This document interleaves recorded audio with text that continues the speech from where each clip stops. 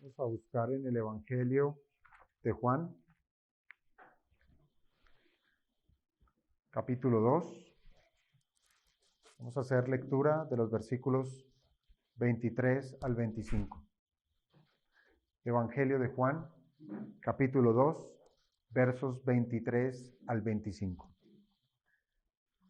Dice la palabra del Señor. Estando en Jerusalén, en la fiesta de la Pascua, muchos creyeron en su nombre, viendo las señales que hacía, pero Jesús mismo no se fiaba de ellos, porque conocía a todos y no tenía necesidad de que nadie le diese testimonio del hombre, pues él sabía lo que había en el hombre. Dios bueno, te damos gracias por esta nueva oportunidad y privilegio de poder escudriñar tu palabra. Te rogamos, Padre de la Gloria, que hoy podamos disponer nuestra vida, nuestro corazón, de una manera en la cual nosotros podamos ver qué es lo que hay. Oh amado Dios, por eso estamos al escrutinio de tu mirada penetrante en nuestras almas. Y danos a conocer, Señor, aquellas cosas que no te agradan, aquellas cosas que tú desprecias, que hay en medio de nosotros y que aún por nuestra ignorancia, Señor, o aún, Padre, por nuestro amor al pecado, no hemos dispuesto nuestra vida a negarnos, a renunciar a estos pecados. Por eso te ruego, amado Señor, que hoy bendigas a tu iglesia, trayéndoles en este texto una convicción de pecado en la cual redunde en santificación y adoración a tu nombre. Te lo pedimos, Padre bendito, orando en el nombre de tu Hijo Jesús. Amén. ¿Podemos tomar asiento, hermanos?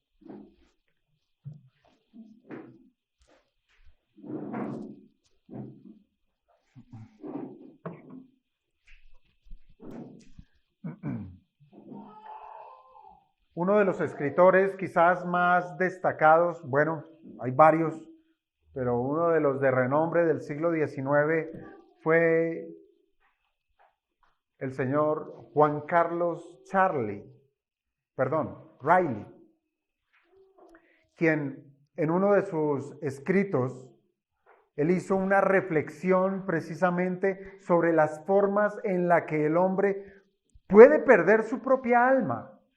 Y esto es algo que nos debiera interesar a todos. Es algo a lo cual debiéramos estar vigilando nuestra vida. Y dentro de las reflexiones que hacía este hombre en su escrito, él postuló dos formas en las cuales el hombre puede perder su alma. ¿Cuáles son esas? La primera, dice él que el hombre puede perder su alma al vivir y al morir sin religión alguna.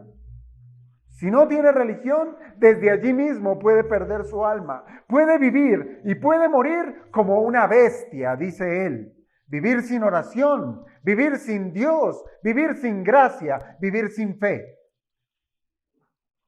Y termina diciendo al respecto: este es un camino seguro hacia el infierno.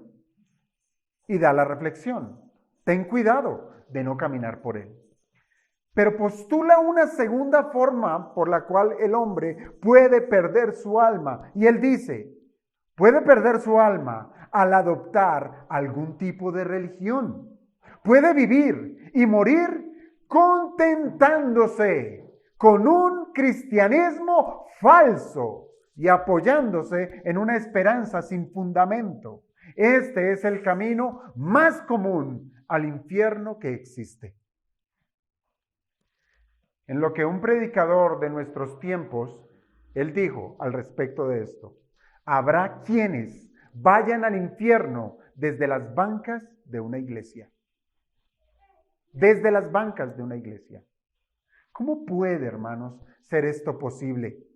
Bueno, si usted mira a quien tiene al lado, y si es parte de su familia, o sencillamente lo conoce por cierto tiempo, puede que usted llegue a concluir que esa persona es un verdadero creyente. Lo que usted ve. Pero, ¿cuál es? ¿O cuál fue la norma para llegar a semejante conclusión? Seguramente es porque usted puede testificar que esa persona es piadosa, ¿sí? Y esto es porque usted lo ve participando en las reuniones de la iglesia, lo ve en las reuniones de adoración a Dios, lo ve en las reuniones de oración pública, o quizás también lo ha visto tener devociones hacia Dios en lo privado. Pero hay algo que, como seres humanos, como criaturas falibles, además de limitadas, no podemos conocer. Hermanos, nosotros no podemos saber lo que los otros piensan. No lo podemos hacer. Tampoco podemos discernir las intenciones de los demás. En últimas, no podemos conocer el corazón de las personas. Por tanto, puede que lo que nosotros consideramos como piedad, esa arquitectura exterior que hay en la persona, sea más bien un asunto de falsa piedad. Hermanos, el pasaje que hemos de estudiar el día de hoy debemos considerarlo como este punto de inflexión, ese punto de quiebre donde hoy hemos de ser forzados a vernos en la Escritura. Un punto de inflexión en el cual lo que somos por fuera, lo que es el detalle, nuestras prácticas, hemos de considerar si realmente esto que dejamos ver realmente hace justicia con lo que hay en nuestro corazón.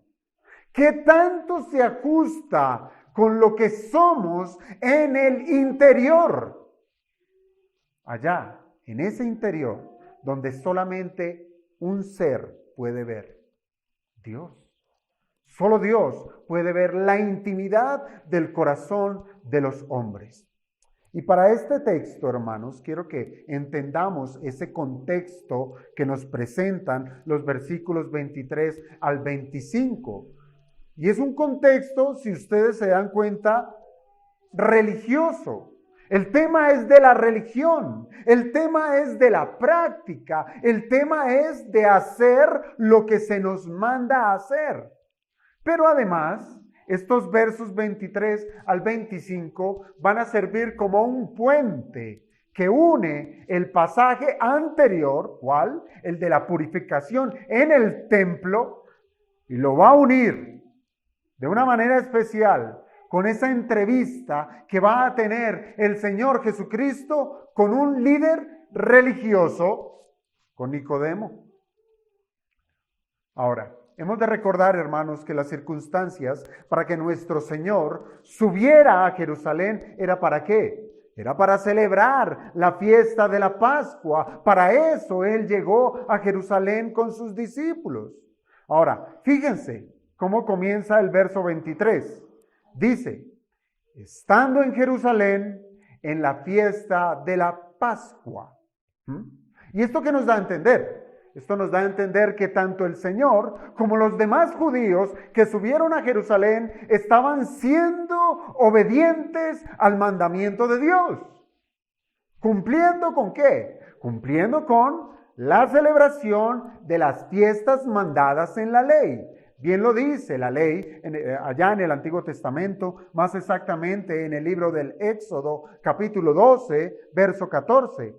Dice, y este día os será en memoria y celebraréis como fiesta solemne para Jehová durante vuestras generaciones. Por estatuto perpetuo lo celebraréis. Hermanos, se trataba de un mandamiento. Se trataba de una orden que todo judío debía cumplir. Y nuestro Señor, siendo judío, estaba allí, siendo obediente al mandamiento. Pero cuidado, el mandamiento no era cumplir por cumplir, porque bien dice, y este día os será ¿qué? En memoria. En memoria. No es un mandamiento frío, no es un mandamiento muerto, es un mandamiento que ha de mover al ser interior que iba a celebrar cada una de estas Pascuas. A un primer vistazo, hermanos, nosotros pudiéramos imaginar cómo los judíos iban al templo a ofrecer sus sacrificios por medio de los levitas, de los sacerdotes que estaban allí, para luego ellos ir a sus casas y participar del Cordero Pascual en una cena. Miren, hermanos, todo pareciera que funcionaba muy bien ese día, muy bien, donde la piedad se hacía presente, donde todos los judíos sabían qué era lo que tenían que hacer. Piense, la fiesta de la Pascua era uno de esos actos de la religión judía que era muy representativa. Ver cómo tantos judíos que estaban a lo largo y ancho del imperio peregrinaban desde sus regiones hacia la ciudad santa y así manifestar su fe, darla a conocer, mostrarla celebrando la Pascua. Familias se reunían, estaban unidas bajo un acto litúrgico. Hermanos, no se trataba de una fiesta como lo fueron las bodas de Caná, sino que se trataba era de una ceremonia religiosa, una ceremonia religiosa. Así es que la cena misma era una ceremonia, no era una comida común y corriente. No era como cuando se sientan a desayunar, a tomar el almuerzo o la cena. No, era una cena ceremonial. Allí se leían las escrituras, se cantaban los himnos y se recitaban las oraciones. Se trataba de una piedad dispuesta, abierta, manifiesta. Tal era, hermanos, el ceremonialismo que el líder de la cena, el que estaba allá en su casa celebrando, el líder de la cena tomaba una copa de vino y pronunciaba una bendición. Luego se lavaba las manos, partía el pan que se pasaba alrededor de los que estaban en la mesa. Y después de la comida se bebía otra copa de vino y se recitaban más himnos y oraciones. Era una completa ceremonia. Ahora piense, si usted hubiese tenido la oportunidad de haber visto la ciudad de Jerusalén para esa fecha de celebración religiosa, yo pregunto, ¿qué impresión usted se hubiese llevado? ¿Qué impresión usted se hubiese llevado? Seguramente ustedes hubieran visto a un pueblo devoto de Dios, a un pueblo religioso, a un pueblo que incluso era muy riguroso en cumplir con las liturgias. En últimas, seguramente usted diría, Israel verdaderamente ama a Dios. Ama a Dios. Hermanos, es como en nuestras congregaciones. Es como en nuestras congregaciones, que cuando somos convocados a reunirnos como iglesia, manifestamos con la puntualidad, el decoro, la sobriedad y la práctica de cada uno de los elementos del culto. Todo esto deja ver que la iglesia ama al Señor. Pero déjenme desacomodar su pensamiento.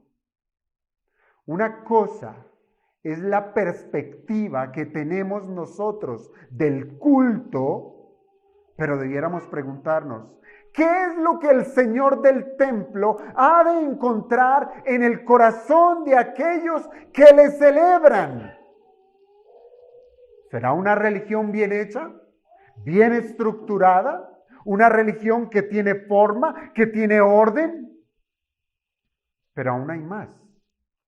No solamente, hermanos, en ese tiempo de la celebración de la fiesta de la Pascua, se hacía presente el celo judío en el cumplimiento de las ceremonias.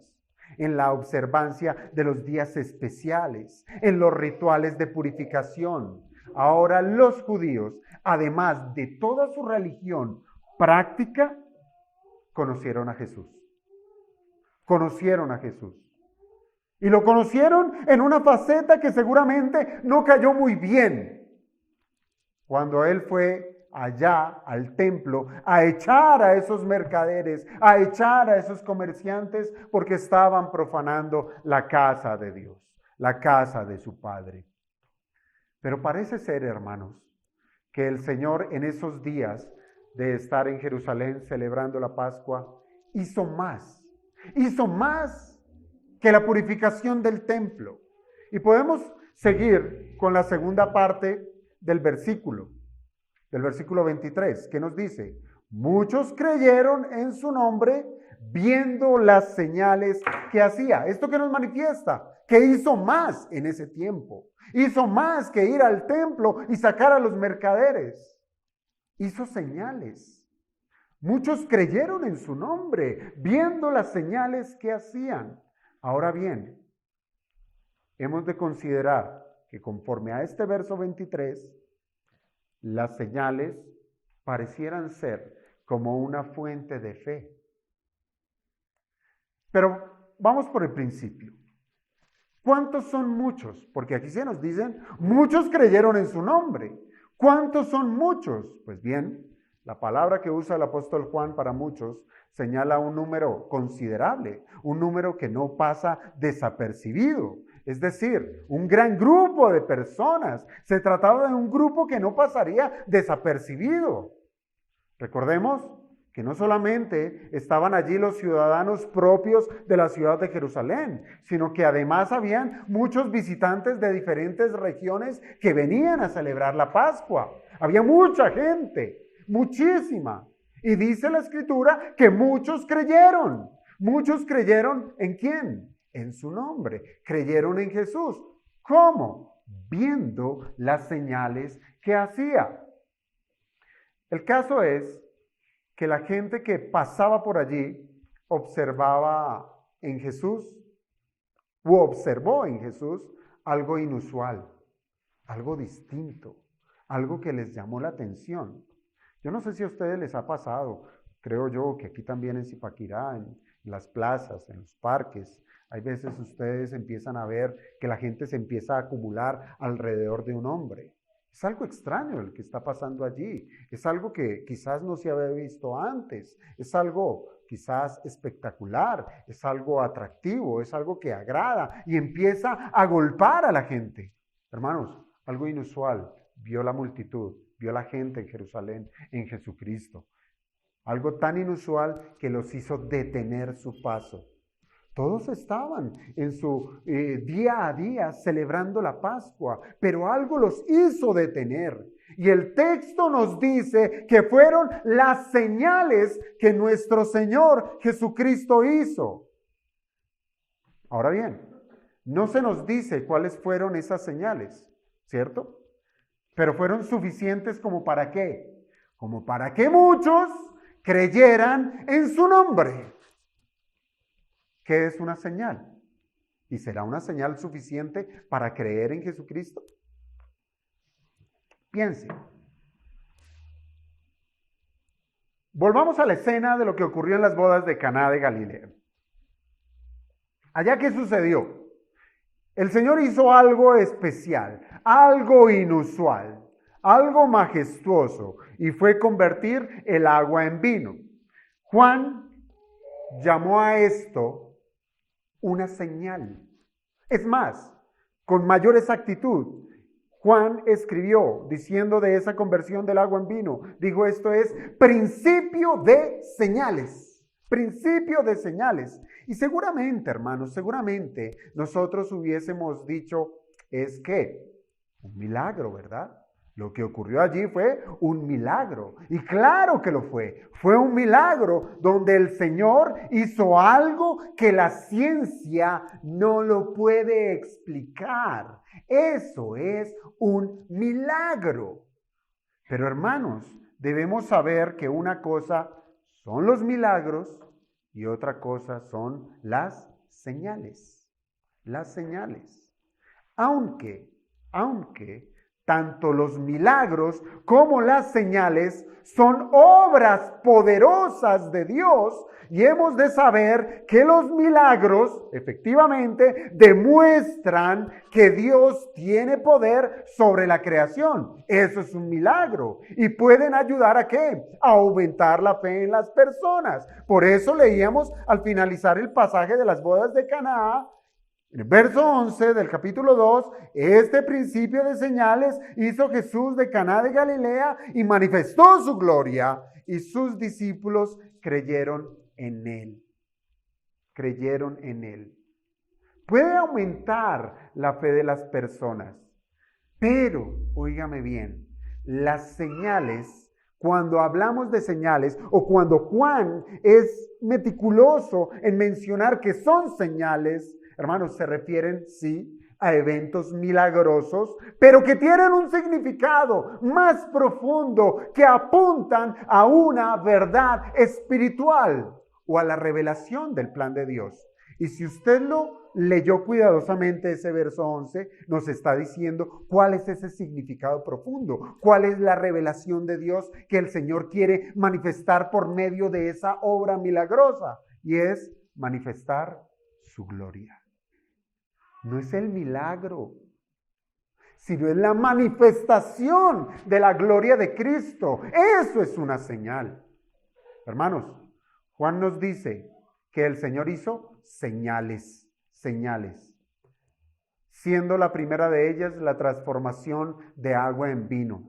Y como señal, pues tenía ese propósito, la de manifestar que Jesús, ese Jesús de Nazaret, ese hijo de José, el carpintero, era el Mesías prometido. Entonces, efectivamente, una señal es eso, un acto milagroso que tiene como propósito revelar una verdad espiritual, una revelación del plan de Dios. Ahora, dicho todo esto, hermanos, dicho esto, cuando una persona, piénselo así, cuando una persona o un grupo de personas son expuestas a un asunto espectacular, a cosas espectaculares, como lo son los milagros, a esa persona que hizo el milagro, al que hizo el milagro, se le atribuye un concepto especial, ¿sí? No va a pasar desapercibido. No se va a considerar como aquel que hizo un milagro como alguien común y corriente, como si pasara todos los días. No, ese hombre, esa persona hizo algo especial, algo sobrenatural. Y los que estaban allí han de considerar a esa persona con un concepto especial. Cuando menos, lo van a relacionar ¿con qué? Con un enviado de Dios. Con un enviado de Dios. Y pareciera, hermanos, pareciera que el Señor hizo algunas cosas que en su sentido legítimo servían para testificar a su favor que Él era el Mesías. Por eso Juan dice, hizo señales. Hizo señales. Y las señales son para la manifestación de quién es Él, el Mesías. No se nos dice qué cosas fue las que el Señor hizo, pero sí que se trataban de señales. Cosa que para todas las personas que estaban allí presentes, hubo muchos que se sorprendieron a tal punto de que creyeron en su nombre. Creyeron en su nombre. Hermanos, esta es una expresión que en su forma más general, creer en su nombre significa confiar en esa persona. Eso es, confiar en Él. Confiar en esa persona la cual hizo esas señales. Así es que Jesús ya no era un simple extraño que iba de aquí para allá. Ya no era un hombre común. En Él hallaban a una persona especial en la cual ellos podían confiar. Estaban viendo a alguien especial en el cual podían confiar. Mire, cuando nosotros hablamos de confiar, de tener confianza, confiar en otra persona, uno puede confiar en alguien en diferentes grados, Por ejemplo, su dinero, su plata, usted la lleva a un banco. ¿Por qué? Porque usted confía que en ese banco no se va a perder e incluso va a poder tener cierto grado de rentabilidad. Va a confiar su dinero en un banco. O cuando usted va a tener un negocio con alguien, ¿sí? Usted para poder asociarse con otra persona para tener un negocio, pues usted va a rendir cierta confianza, va a confiar en esa persona para hacer negocios. O piense en las responsabilidades. Usted va a delegar responsabilidades a ciertas personas porque usted va a confiar en esa persona. Les va a confiar recursos, incluso les va a confiar dinero. Eso es lo que uno hace, por ejemplo, cuando uno confía en un trabajador, ¿sí? Confío en ese trabajador, le doy recursos para que los administre. Pero dígame bien a esto. No a todos, usted le va a confiar su privacidad. Usted no le va a confiar su corazón a cualquiera. Incluso, usted no le va a confiar su vida a cualquiera. ¿O sí? ¿Cierto que no? Usted no le confiaría su vida a cualquiera. Hermanos, las señales llevaron a estas personas a creer. Es decir, a confiar que Jesús era especial para ellos. Pero ¿qué tan especial? ¿En qué confiaron? ¿Qué fue lo que creyeron? ¿Qué fue lo que confiaron en este Jesús que hizo señales? Pues en sí el texto no nos lo dice. Pero sí pudiéramos extraer una respuesta a estas preguntas en lo que encontramos en el texto siguiente. Porque fíjense, yo les dije que estos versículos servían de puente para el pasaje siguiente. Y si usted lee el verso 25 o al final cuando dice, pues él sabía lo que había en el hombre, y sigue leyendo el versículo 1 del capítulo 3, había un hombre, allí tenemos algo que une los dos textos, ¿sí? Siendo que el Señor conoce lo que había en los hombres, ahora va a conocer lo que había en un hombre en particular, en Nicodemo. Y para poder responder, ¿qué fue lo que estos hombres de los versos 23 al 25 confiaron en Jesús? Podemos responderlo en lo que el Señor encontró en Nicodemo. Lea el verso 2 del capítulo 3. Verso 2 del capítulo 3. Este vino, refiriéndose a Nicodemo, vino a Jesús de noche y le dijo, Rabí, sabemos que has venido de Dios como maestro. ¿Por qué? Porque nadie puede hacer estas señales que tú haces si no está Dios con él. Allí está. Aquí tenemos uno de estos muchos. Tenemos a uno de estos muchos que vieron las señales que hizo el Señor. Entonces, podemos decir, hermanos, que estos judíos, celosos de su religión, actuando conforme a la piedad, ahora veían en las señales del Señor a un hombre, a un rabí enviado de Dios. ¿Lo entendemos? Bueno, si se me permite, poderles dar un título a estos muchos que nos habla nuestro texto, lo voy a hacer conforme a lo que las Escrituras nos dicen. Eran creyentes. Eran creyentes.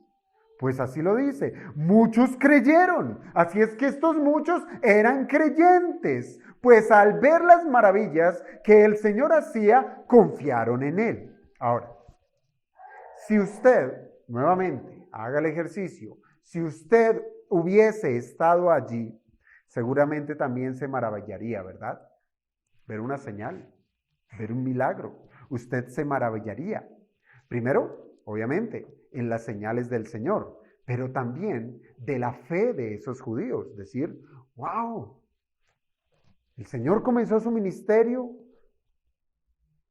fueron atraídos Juan y Andrés, Y después llama a Simón Pedro, después llama a Felipe, después llama a Natanael. Pudiéramos decir, allí nomás tenemos un puñado de hombres, pero ya viene a Jerusalén y ya son muchos. Son muchos. ¿Y qué pudiéramos decir? Han pasado 2, 3 semanas. ¿Qué pudiéramos decir después de 3 años? Esos muchos, ¿en cuántos miles se convertirían siguiendo al Señor? Pudiéramos nosotros maravillarnos de esa fe que tuvieron estos judíos en su momento. Pudiéramos pensar que el ministerio del Señor comenzaba a rendir frutos abundantes, ¿verdad? Frutos abundantes. Y a este puñado de hombres llamados por el Señor a seguirle, pues se le sumarían muchos más. Entonces, la pregunta sería, la iglesia de hoy debería esforzarse por ser cazadores de milagros y de señales para que los hombres crean en Jesucristo y muchos vengan a la fe y muchos crean.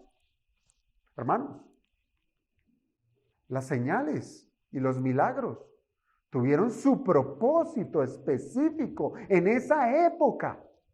Y fue la de confirmar la palabra de Dios y la autoridad de Jesucristo como Mesías. Eran señales mesiánicas, señales que acompañaban al Mesías, que lo acreditaban como Mesías, que acreditaban su mensaje como un enviado de Dios. Dicho de otra manera, las señales acreditaban al mensajero de Dios y así poder confiar en el mensaje de Dios. Por tanto, los que hubiesen visto las señales que el Señor hacía deberían ser llevados ¿a qué? A confiar en las palabras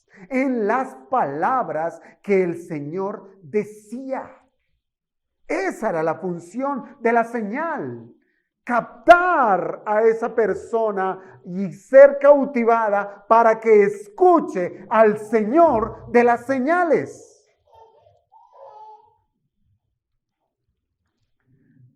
Hermanos, la fe que salva, ¿de dónde viene? ¿De las señales? ¿De dónde viene? Dice la palabra del Señor, la fe es por el oír. Es por el oír. Y el oír por la palabra de Dios. Esa es la fe que salva. La que viene al escuchar la palabra de Dios. Cuando Él la concede por medio de su palabra. Entonces, hermanos, pregunto, ¿estos muchos eran creyentes pero no salvos? Eran creyentes, porque así los llama la Escritura, pero no salvos. ¿Puede ocurrir eso? ¿Ser creyente y no ser salvo? Hermanos, lo que sí podemos concluir es que las señales produjeron credulidad. ¿Eso ocurrió? Esas señales produjeron credulidad en esas personas, pero ¿se trató de una credulidad suficiente para ser salvo? Antes de contestar estas preguntas, consideremos la segunda parte de este texto que tiene que ver con lo que para el Señor era la credulidad de esas personas. ¿Qué dijo el Señor acerca de esta credulidad de estos judíos, de estos muchos que creyeron en su nombre? Así es que Cristo, ¿qué va a hacer? Va a evaluar la fe. Y Cristo es lo que va a seguir haciendo y sigue haciendo en nuestros días. Él evalúa la fe del hombre. ¿Qué dice la primera parte del verso 24? Pero Jesús mismo no se fiaba de ellos. Qué interesante, ¿no? Eran creyentes, creyeron en su nombre, pero Jesús ¿qué? No se fiaba de ellos. No se fiaba de ellos. Es aquí donde, hermanos, llegamos a esa piedra de toque, a esa piedra de tropiezo, donde todo ese judío, lo que era el judío, toda esa fachada que puede haber en una persona, queda solamente en eso, en actos externos que no son dignos de confianza. No son dignos de confianza. Mire, el Señor meticulosamente pudo haber visto a todos esos judíos que andaban por allí, que venían de lejos, cargaban sus animales, y si no eran aceptados en el templo, iban y compraban otro, gastaban su dinero y hacían cambio de moneda para llevarlos al templo, para sacrificar un animal a Dios, para llevar ofrenda al Señor. Y todo esto lo miraba cuidadosamente el Señor y veía cómo esos varones llevaban ese animal muerto a sus casas para celebrar la Pascua. A la fiesta de la Pascua, que se celebraba en un día, se le adjuntaba la fiesta de los panes, que era una celebración de 7 días, donde solamente se comía pan sin levadura. Era una semana prácticamente, 7 días, en la cual el Señor estuvo allí, observando las piedades de los judíos. Y ahora más, el Señor del templo se hallaba presente. El Mesías hizo señales para manifestar que Él era el Mesías. Y aún así, muchos creyeron en su nombre.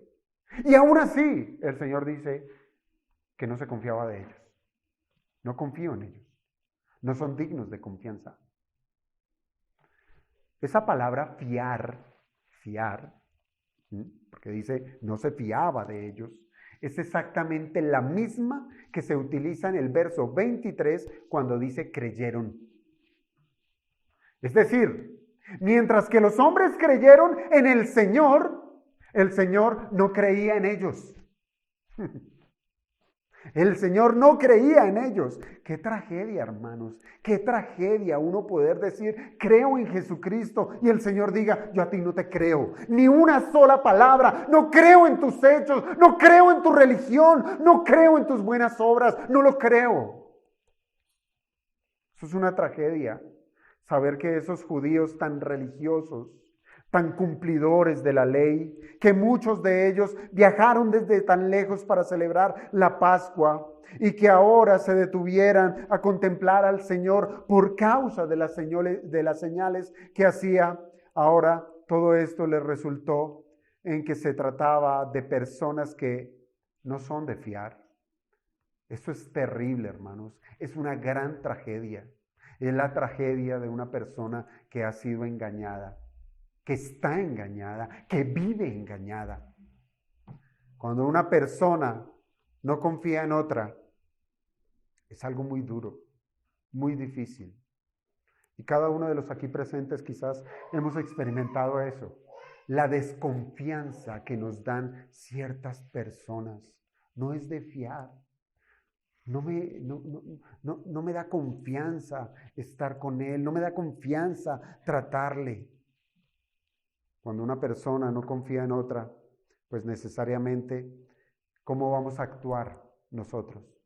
De una manera reservada, ¿sí? Ya uno se reserva, porque no confío. Uno se reserva. No les permite que conocer más allá de lo que sus ojos pudieron ver.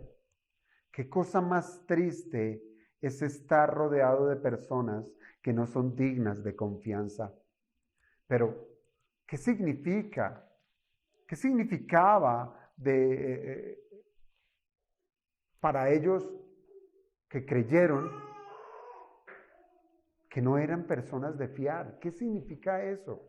Creyentes, pero no de fiar. Hermanos, esto nos puede hacer saber que el Señor se reservó a darse a conocer de una manera más especial. Él presentó sus credenciales de Mesías. La gente creyó, pero el Señor no se confió. No les creyó a ellos. Por tanto, Él se reservó en darse a conocer de una manera especial. Y hoy en día el Señor lo hace exactamente igual. A muchos el Señor se reserva y su luz no le brilla en su faz.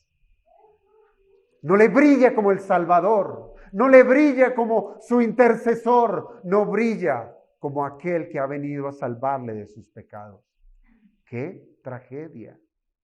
El Señor se reservó muchas cosas. Aunque las señales apuntaran a su mesianismo, aún así el Señor no les confió las cosas relacionadas de su persona y el plan que vino a ejecutar. Usted puede traer, por ejemplo, algo especial, una serie de regalos para una persona. Y cuando usted descubre que no es de fiar, usted dice, no, ¿sabe qué? Me reservo. No le voy a dar nada. Me reservo. Porque no confío. No confío. Y esto fue lo que ocurrió en este momento. El Señor no les confió una revelación más amplia de quién era Él. Fíjense, aunque el texto es corto, sencillamente son 3 versículos, aún así nos deja saber que las señales no fueron acompañadas por algún sermón. No fueron acompañadas ni siquiera por una enseñanza en forma de parábola. En últimas, no hubo un cruce de palabras con ellos. ¿Por qué el Señor haría tal cosa? Bueno, lo que resta de este pasaje nos da las razones. Y es que el Señor conocía a todos, como termina el verso 24 y como termina el verso 25, que dice, Él sabía lo que había en el hombre. Por estas razones el Señor se retuvo a revelarse tal cual como Él quería hacerlo. Hermanos, se trata de un conocimiento de parte de Cristo, porque Él dice, conocía a todos y Él sabía lo que había en el hombre. Se trata de un conocimiento que jamás nadie puede tener de otro. Nadie puede tener este tipo de conocimiento, solamente Dios. Nosotros podemos decir que nos conocemos por medio de las experiencias, de las relaciones en las cuales nosotros nos encontramos. Y por medio de esas experiencias podemos decir con cierto grado de conocimiento, con cierto grado, que podemos conocer a una persona, pero solamente, ¿cómo? En sus actos externos. Solamente en sus actos externos. Lo que el Señor, hermanos, manifiesta es que la inconformidad de la fe que estos judíos expusieron solamente podía ser evaluada, era en la raíz, en su corazón. No en lo de por fuera, porque como les procuré hacer saber, todo lo de por fuera del judío, perfecto, bien, juiciosos, asistieron al templo, viajaron, dejaron muchas cosas atrás, quizás trabajos, qué sé yo. ¿Sí? ¿Por qué? Por ir a cumplir, por ir a cumplir, por ir a cumplir. Pero el Señor no se fió de lo externo, no se fió de lo externo. Él iba a evaluar la raíz de esa credulidad, la raíz de esa fe. Pues aunque, piense, los frutos testifican acerca de lo que sea la raíz, ¿sí? Los frutos van a testificar así. Aún así, hermanos, hoy usted puede encontrar en un almacén, en una tienda, árboles de toda clase, plantas de todos los colores y sabores, pero que son artificiales. Que usted tiene que llegar bien cerca y, ay no, mira, esto es como de plástico. Pero usted estaba convencido de que ese árbol, que esa planta era real. Hoy hay árboles y plantas que son artificiales, que se parecen, pero no son. Incluso hasta los presentan con frutos, ¿sí? Y venden también las decoraciones para la mitad de la mesa, en donde hay frutas y bueno, una cantidad de cosas que parecen, pero no son. Parecen atractivos, pero no son verdaderos. Ahora bien, siendo nuestro Señor divino, porque Jesucristo es divino, Él conocía lo que hay en el corazón de todos los hombres. ¿Y qué descubrió? descubrió que lo que eran por fuera no concordaba con lo que había en su corazón. No concordaba. Recuerden las palabras del profeta Jeremías, cuando dice, engañoso es el corazón más que todas las cosas. Más que todas las cosas. Y perverso. Y pregunta el profeta, ¿quién lo conocerá? ¿Será el portador del corazón? Yo conozco mi corazón. Yo sé hasta dónde ir. Yo sé hasta dónde graduarme. Yo sé. ¿Quién lo conocerá? Y responde, yo Jehová, que escudriño la mente, que pruebo el corazón, para dar a cada uno según su camino, según el fruto de sus obras. El Señor va a probar nuestro corazón. El Señor va a probar nuestra fe. ¿Cuál? La que está en la raíz, la que es genuina, la que está aquí en el corazón, la va a probar y pagará a cada quien conforme a lo que tenga en su corazón. El Señor conocía a cada uno de los allí presentes. Él sabía de las intenciones de su corazón y cada uno de sus pensamientos, Él lo sabía, Él lo conocía. Aunque, hermanos, todos los seres humanos, si estuvieran puestos delante del Señor, que esto ocurrirá, todos seremos puestos delante del Señor. El Señor a cada quien escudriñará su corazón y sabrá lo que hay en él. Y como raza caída, como naturaleza caída, todos los seres humanos somos hallados pecadores. Pecadores. El Señor pudo encontrar que la confianza de estos muchos, de estos hombres, esa confianza que tuvieron en el Señor, no era la propia para considerarle a Él como el Señor de sus almas. Lo reconocieron como algo especial. Lo reconocieron como algo diferente, pero no como el Señor de sus almas. Seguramente vieron en Jesús, sí, a ese Mesías que libertador, a ese Mesías político, a ese Mesías temporal.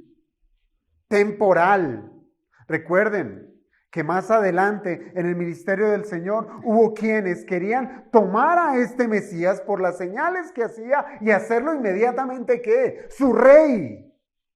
Y líbranos hoy. Iremos detrás de ti, sumaremos nuestras espadas. Se trataba de una confianza ¿qué? Egoísta. Una confianza egoísta. Libérame, sálvame. Quítame de la opresión de los romanos, quítame esta pobreza, esta miseria, porque somos hijos de Dios y merecemos más.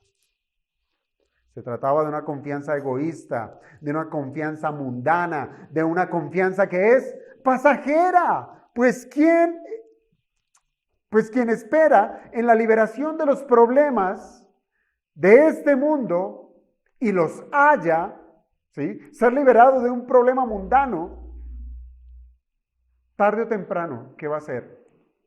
Abandona a cualquiera en quien haya confiado para tal fin.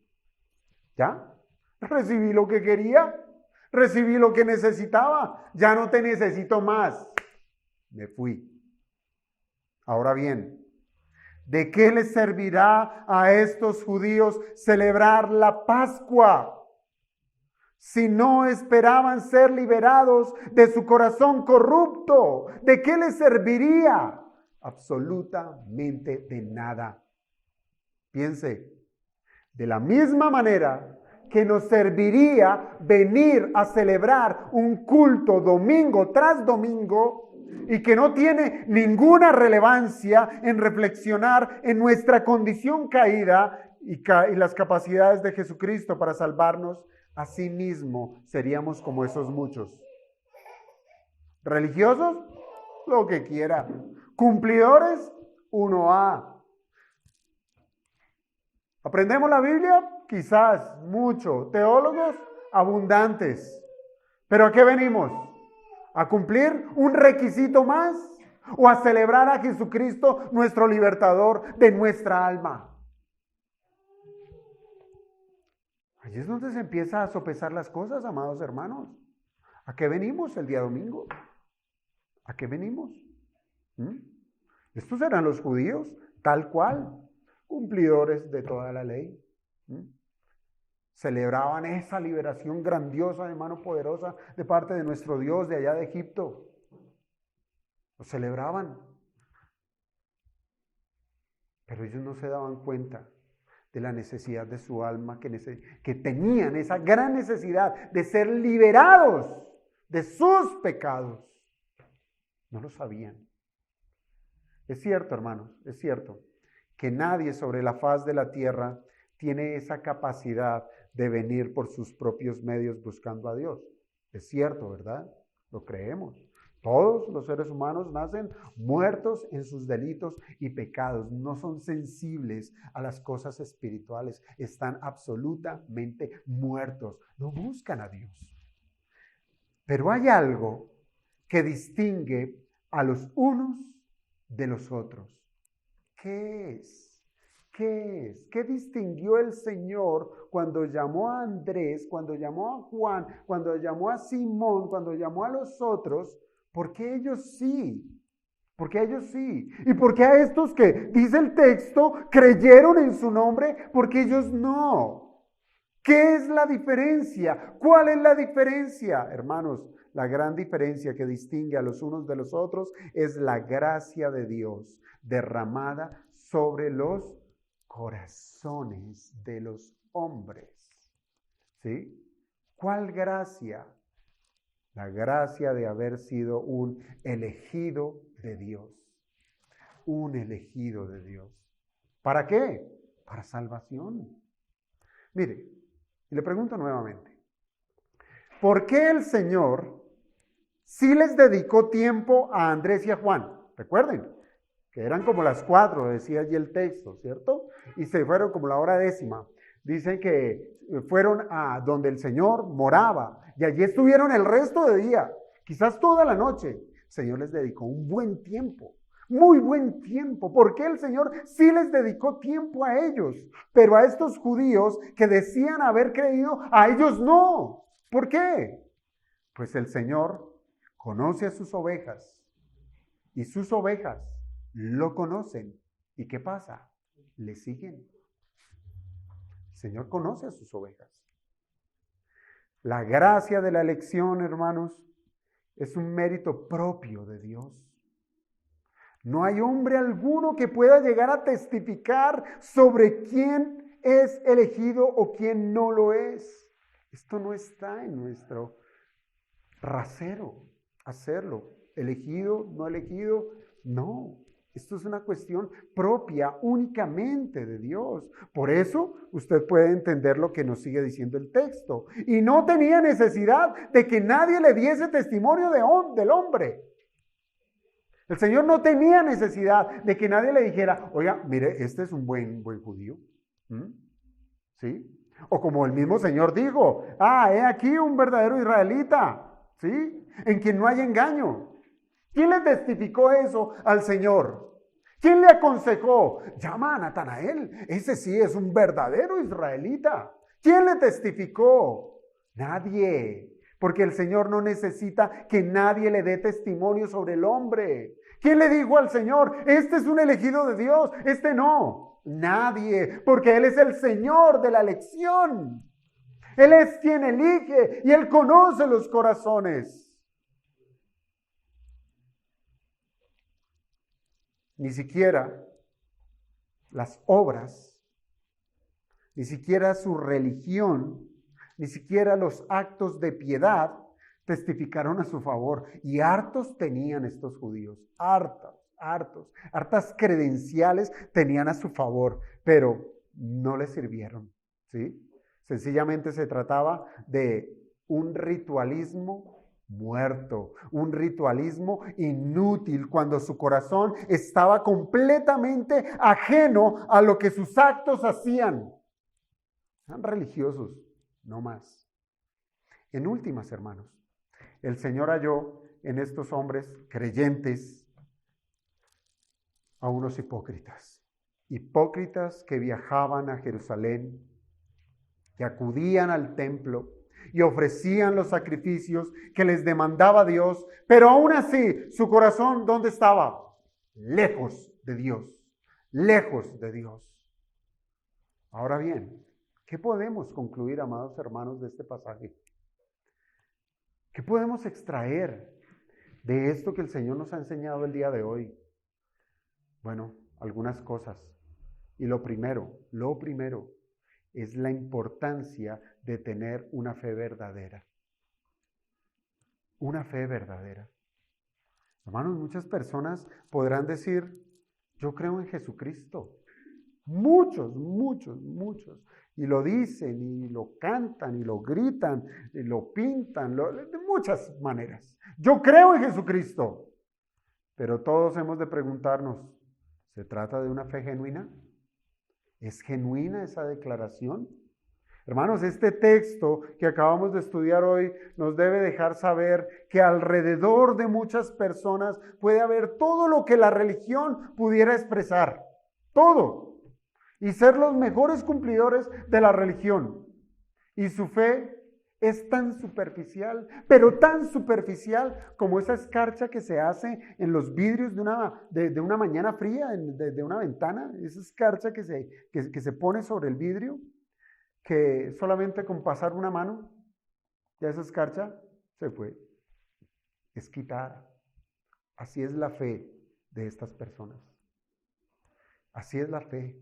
Así es superficial les resultará la fe de muchos, que a la más mínima aflicción, ¿qué hacen? Se levantan, dan la vuelta, ¿y qué? ¿Y se fueron? ¿Nuevamente a dónde? Al mundo, a su lugar, a su lugar. La Biblia presenta dos ejemplos muy duros. Nos habla de la puerca recién lavada y del perro, ¿cierto? Así es la fe de algunos. Creo en Jesucristo. ¿Qué hay que hacer? ¿Para qué sirvo? Y después uno los halla allá, en el estercolero, en el vómito. El apóstol Pablo, hermanos, le advirtió a Timoteo sobre aquellos que aparentan una vida de perfecto cumplimiento religioso, pero resultan ser solamente un asunto superficial, un asunto falso. Y me voy a tomar el atrevimiento de leerlo al revés. Me explico. Estoy refiriéndome al pasaje de 2 Timoteo, capítulo 3, versículo 1 al 5. 2 Timoteo 3, 1 al 5.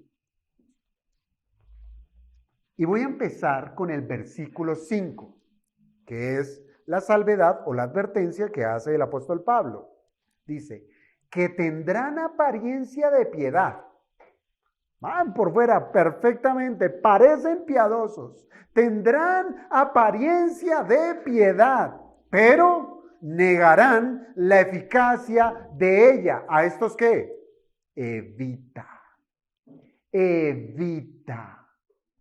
Mira, pero bueno, ¿cómo uno hace si tiene apariencia de piedad? Es cumplidor, viene, adora, canta. Gloria a Dios, aleluya, esa es su manera de hablar. ¿Cómo yo voy a apartarme? ¿Cómo voy a evitar a estos? ¿Cómo voy a identificar esa apariencia de piedad?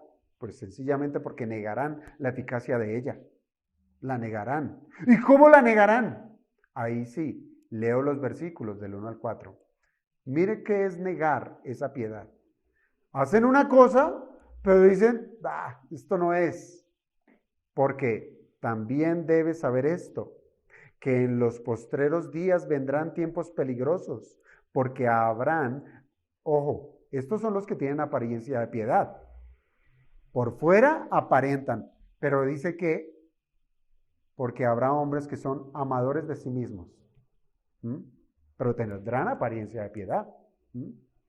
Serán avaros, vanagloriosos, soberbios, blasfemos, desobedientes a los padres, ingratos, impíos, pero tendrán apariencia de piedad. Traidores, impetuosos, infatuados, amadores de los deleites más que de Dios, pero tendrán apariencia de piedad. Usted los podrá verse revolcándose en sus pecados y el domingo están en la iglesia. Tendrán apariencia de piedad, a esto se evita, dice el Señor. Pues ¿qué usted que ha sido bautizado? ¿Qué usted? ¿Qué de usted que ha sido bautizado? Pero si su confianza está en lo bueno que es usted, no, pues yo no le hago mal a nadie. Yo soy bueno, yo no robo, yo no mato, yo no soy malo. Pero si soy bautizado, para ellos se justifican al compararse con otros hombres que son peores de pecadores. Necesariamente su fe es falsa. Su fe es falsa. ¿Por qué? Porque su fe está descansando. Es en sus obras. En sus obras. Puede que usted participa regularmente de las reuniones de la iglesia.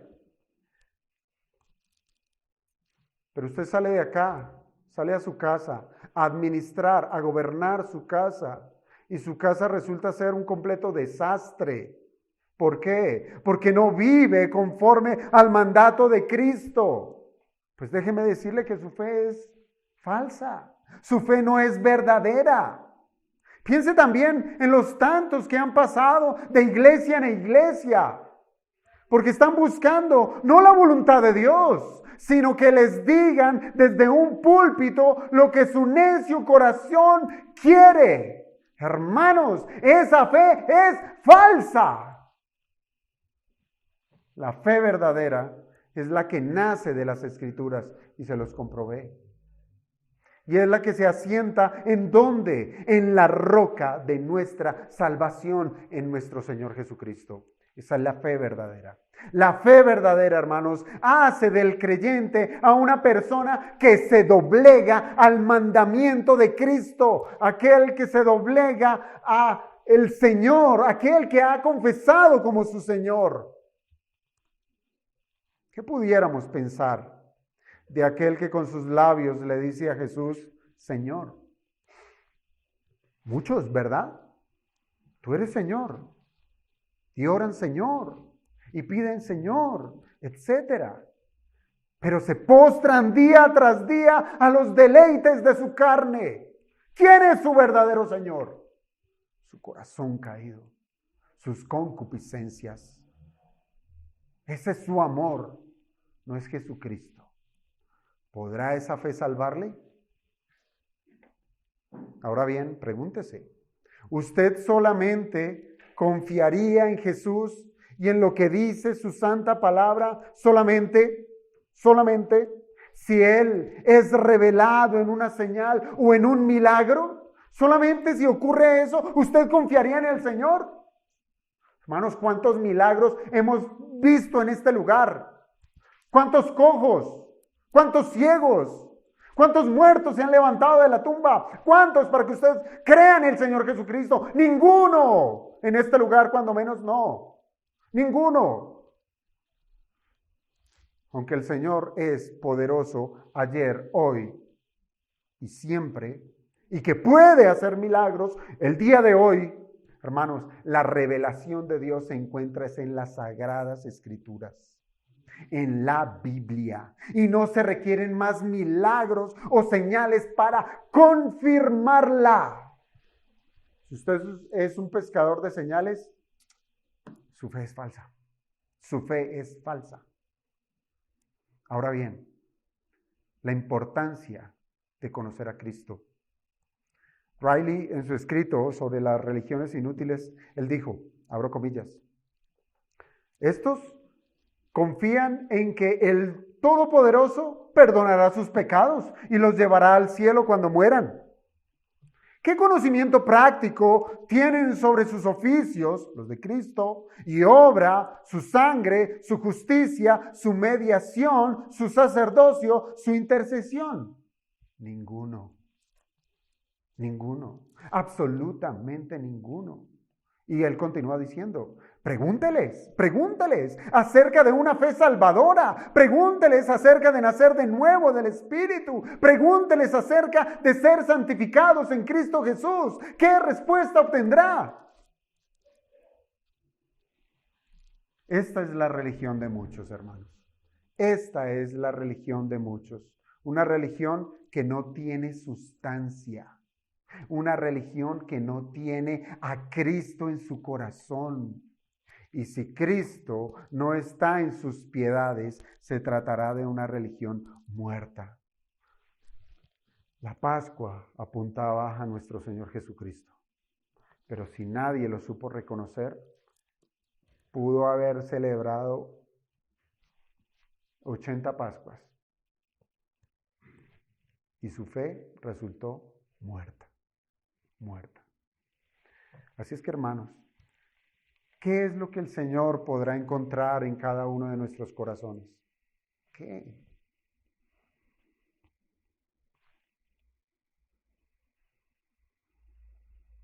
Podemos engañarnos aquí los unos a los otros y seguir jugando a los buenos cristianos. Podemos seguir jugando al creyente, jugando a la iglesia. Alguna vez alguien me dijo.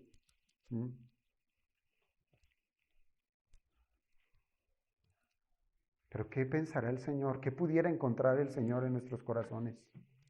¿Podremos llegar a ser las personas más correctas en medio de una congregación?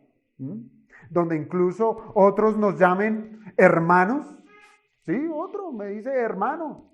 Pero lo que nos hace hermanos unos a otros, téngalo en cuenta, es la relación que hay en Cristo. Si Cristo no está presente, llámele como le llame, no es hermano. No es hermano. Por tanto, como cristianos debemos conocer a Dios a través de su palabra y la oración para poder discernir la verdad y no ser engañados practicando una religión que ni siquiera conocemos. Ni siquiera conocemos. Donde no reconocemos a Cristo en ninguna de las piedades cristianas. Pero somos así de esto. Allí cantan coritos, allí cantan himnos. Da igual. ¿Sí? Allí se demora el sermón 15 minutos, allí se demora hora y media. Da igual. ¿Sí? Allí la reunión es a las 9:30, allí es a las 12. Eso da igual. Da igual, todo da igual, todo da igual. Porque así de liviana es la fe. Liviana. No reconocemos a Jesucristo. En resumen, amados hermanos, ¿podemos ser personas de fiar? ¿Somos personas de fiar? A los que sí son de fiar, el Señor los llama y los hace sus discípulos. A los que son de fiar, Él los llama y los hace sus discípulos. Y sus discípulos, ¿qué hacen? Les siguen a donde quiera que su santa palabra los quiera llevar. Y no va a renegar. Se va a someter hasta el final de sus días. Y téngalo por seguro que a estos los llevará ¿a dónde? Al seno del Padre. Los llevará. Pero a los que no, hermanos, a los que no son de fiar, el Señor no los va a llamar. No los va a llamar. El evangelio le va a chocar. La instrucción no le va a hacer mella en su corazón. La exhortación es como un baldado de agua que lo va a espantar, va a huir, se va a acobardar y va a decir, allá no hay amor. ¿Qué quiere? ¿Que le amemos sus pecados? Aquí no, amado. Aquí no. No vamos a amar sus pecados. El de nadie. Aquí vamos a exponer precisamente lo que condena el alma del hombre. ¿Para qué? Para que el hombre renuncie a esos pecados y se arrepienta, se arrepienta. Así es que es bueno, amados, que oremos hoy que vamos a celebrar la cena del Señor. Que oremos y le pidamos al Señor que si hasta el día de hoy nuestra fe es tan delgada como esa capa de hielo que en algunas superficies se hace y que puede ser rota solamente con tocarla, roguémosle al Señor que por medio de su santa palabra nos conceda el don de la fe que salva, la fe que descansa en Jesucristo, quien ha de escudriñar nuestros corazones. No podemos engañarle. Y lo estudiábamos alguna vez. Dios no puede ser burlado. Vamos a orar.